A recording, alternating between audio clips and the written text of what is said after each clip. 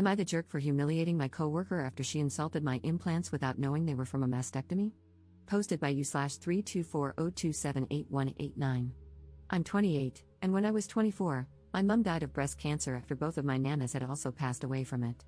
I got some tests done and found that I had some potentially cancerous cells in my breast tissue. The doctor said I could either wait and see if they turned harmful or get ahead of it by having a double mastectomy. I chose to have the double mastectomy. I was warned about scarring but not the extent of it, and I ended up with scars an inch long and half an inch wide on my chest. I hated the way it looked. It got to the point where it was seriously affecting my mental health. I felt sick seeing myself and wouldn't leave my flat. I went to a therapist who did some CBT with me before suggesting I see a plastic surgeon about scar reduction. The plastic surgeon said the scars could be hidden with implants. I was naturally big, an F-cup, before the mastectomy, so I opted for slightly smaller but still fairly large DD-sized implants.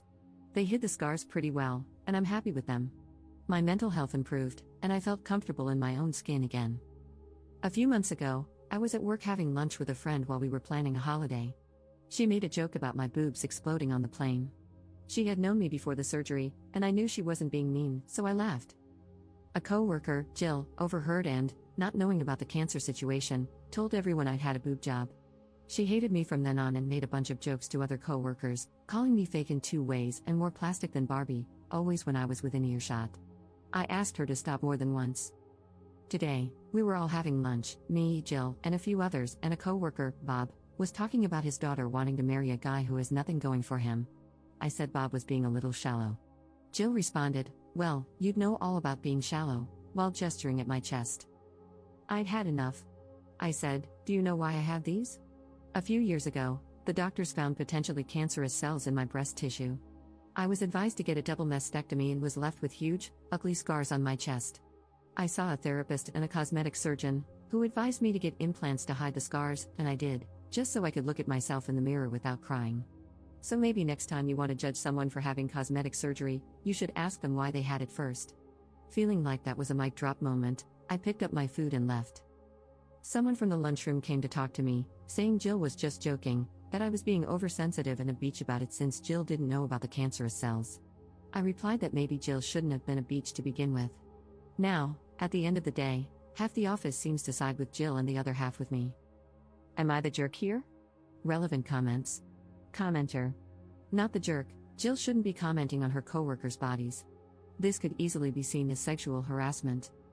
Up. Please mention to HR that you repeatedly asked Jill to stop commenting on your body, and she refused. I don't see this ending well for Jill since she continuously commented on your body and pushed you to the point of feeling uncomfortable in the workplace. Op's response. I don't have any record of it. I only ever spoke to her about stopping in private. The 4 times I asked were in the lift, twice the stairwell, and the women's bathroom, all places without cameras, so the only person who can confirm I asked her is Jill herself. I can prove she's been making comments about my body by asking any coworker she spoke to, but I can't prove I asked her to stop. Op adds an edit to her post. HR wants to see me tomorrow about creating a hostile work environment, so it looks like someone reported either me, Jill, or both of us. If they're dealing with it this quickly, though, it can't be good. However, some coworkers have offered to write me letters of support for HR tomorrow, basically saying that they've seen Jill harass me, complete with rough dates and times. Update 1 day later. For the rest of the day, about a third of my office came up to offer support, while the rest told me that Jill was just joking around and that I was being a beach. I replied that Jill had been a beach long before I was. I then received an email from HR requesting a meeting the following day. When I called for clarification, they mentioned a hostile work environment. Note, this is apparently an American term and holds little weight in England, but it's what was said over the phone. I recognized the name of the person who signed off on the email, Debbie, who happened to be Jill's friend in HR. That gave me a pretty good idea of who had reported me. Realizing that HR was already involved, I knew I needed as much ammunition as possible, so I started gathering my information. Since Debbie had been handling my case so far, it was safe to assume she would be the one reviewing the complaint, and if that was true, I was screwed. However, I vaguely remembered a section in my contract about complaints when I first signed with the company. I flipped through my contract and found a clause stating that I was contractually allowed to request a change of reviewer if I felt my assigned reviewer was biased. The term used was impartial overseer. I photocopied the page and highlighted that section. Next, I messaged the coworkers who had offered their support on Facebook and asked, HR has asked to see me. Do any of you remember Jill insulting me to your face, and are you willing to write and sign something stating what you heard and when? Not everyone was willing to help, as Jill was somewhat feared in the office due to her friendships with HR and management. However, about 20 people agreed to back me up. I roughly estimated when I had previously asked Jill to stop, 4 times over the past few months. Some were easier to pinpoint because they had occurred during my break or when I first arrived at work. I wrote them all down, along with an approximate time of the lunchroom confrontation and a list of the names of those present. The next morning, I arrived at work slightly early. I went around to those who had messaged me, and most managed to provide me with a printed and signed statement, some didn't, but no big deal. The statements were concise, but they included all the necessary details. Here's a summarized version of what they said. My name is X name. I work with Jill last name and op. On X date at approximately X time, I spoke with Jill last name, during which she referred to op as quoted insult. I found this inappropriate as it directly related to op's appearance and am willing to go on record to establish that Jill last name has been discussing op in the workplace in the same manner for 3 months now, causing discomfort and creating what I feel is a hostile work environment. Signed X name.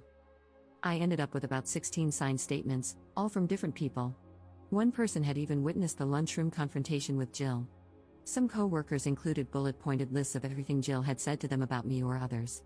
Apparently, Jill had also made comments about a co-worker's weight and something anti-Semitic about another co-worker's nose, all of which were documented in these statements. Our office had about 45 people, so while 16 wasn't a majority, it was still a significant number. At 10 a.m., I was called to HR. I took the signed statements, the photocopy of my contract, and my notes in a folder. When I arrived, Debbie was the one handling the meeting. She got up from her desk, ready to lead me into another room. I immediately turned to the other HR worker in the room and asked, "So, is my meeting with you, then?" Debbie interjected, "No, you're with me." I responded, "That doesn't sit well with me, as my contract states I have a right to an impartial overseer." As I spoke, I took out the photocopy of my contract.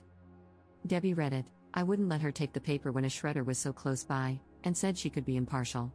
I replied, "I really don't mean to be difficult, but I have it on good authority that the person on the other end of this complaint is your friend, and my contract says I'm allowed an impartial overseer." Debbie stomped off to get the supervisor. When he arrived, he asked how I knew Debbie couldn't be impartial. I told him I had good reason to believe Jill was a close friend of hers. When he asked Debbie if this was true, she only responded, "I can be impartial." The supervisor sighed, then asked the other HR rep to join us. The 4 of us went in to review the complaint together. I thanked them for accommodating my request. I was worried I had annoyed them. Debbie, on the other hand, looked homicidal. Clearly, she had anticipated firing me or at least recommending my termination.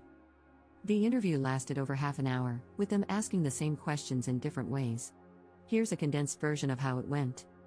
Q. You said outside that you think Jill last name reported you. Why is this? A. Jill has had an issue with me for about 3 months now. Q. Why didn't you come to us when you realized Jill had an issue? A. I had no issue with her. Q. What issue does Jill have with you?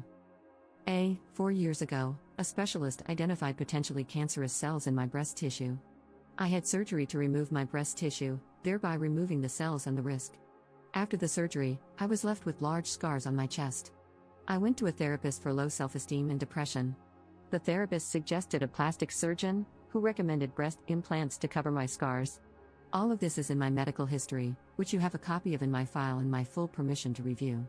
Jill found out about my breast implants but didn't know about the cancer. She had a problem with my breast implants and decided to communicate this problem to our coworkers. Q. Why do you feel this is true? A. Here are 16 signed statements from different coworkers, all testifying that Jill told the entire office about my breast implants on the day she found out and has since made frequent comments about them. They include quotes of what Jill said and rough dates and times. Q. Rough dates and times? A. No one knew this would escalate to such an extent, so no one really took notes as and when it happened. Q. What event or events do you think directly led to this complaint of harassment? A. For me, harassment began when Jill told everyone about my breast implants without my consent. As for the complaint placed against me, it was probably what happened at about X time yesterday in the lunchroom. Jill made a comment about me being shallow while gesturing to my breasts, and I replied by giving her an abridged version of my relevant medical history, ending with a comment about the importance of getting the full story. There are cameras in the lunchroom, so I'm sure you'll be able to find that conversation. I'll admit I could have handled the situation better, but after 3 months, I felt I had to put my foot down. Here's a list of names of people who were also present. There were 6 people at the table, including myself and Jill. One of these people is also in those letters and has written their account of the conversation and signed it. Q. Had you had a conversation with Jill prior to this regarding her comments about you? A. Several, spaced out over the last 3 months. Each time, I communicated to her that I felt uncomfortable and upset with these comments she was making and would appreciate it if she stopped. Q. To your knowledge, was Jill made aware of your former cancer at any point during this time? A. No, it wasn't mentioned in the conversation with my friend that she overheard, and I didn't tell her because, frankly, it's none of her business. I did not feel the need to detail my medical history to a coworker in order to avoid further sexual harassment. The supervisor stands up and says, "Well, I think we're done here." He shakes my hand and sends me back to my desk, saying that I'd hear from them after they reviewed the evidence, letters, CCTV, medical history, and anything they already had, and made a decision on the case. I return to my desk, pull up my CV, and prepare to start the job search again. About an hour goes by, then the person who wrote the letter and was present for the lunchroom conversation gets called for a meeting with HR. They come back about 10 minutes later. The other people who were also present for the lunchroom conversation get called one by one, except Jill. Each of them is gone for about 10 minutes before returning, finding a coworker, and telling them that HR wants to see them. Then, the people who wrote letters but weren't there yesterday are also called in one by one, each gone for about 10 minutes, some longer, some shorter. By about 3:30, it looks like everyone who wrote a letter or was in the lunchroom has been interviewed. Then, finally, Jill gets called in. She's gone for about 30 minutes and comes back fuming. She glares at me while I work, but I ignore her. Around 4:30, Jill gets called into HR again. By 5 p.m., everyone is either leaving or getting ready to leave when Jill storms back into the office. She glares at me the entire time she packs up her desk, then starts telling anyone who will listen that I got her fired before shoving her way onto the lift. An email comes in from HR. My case is closed.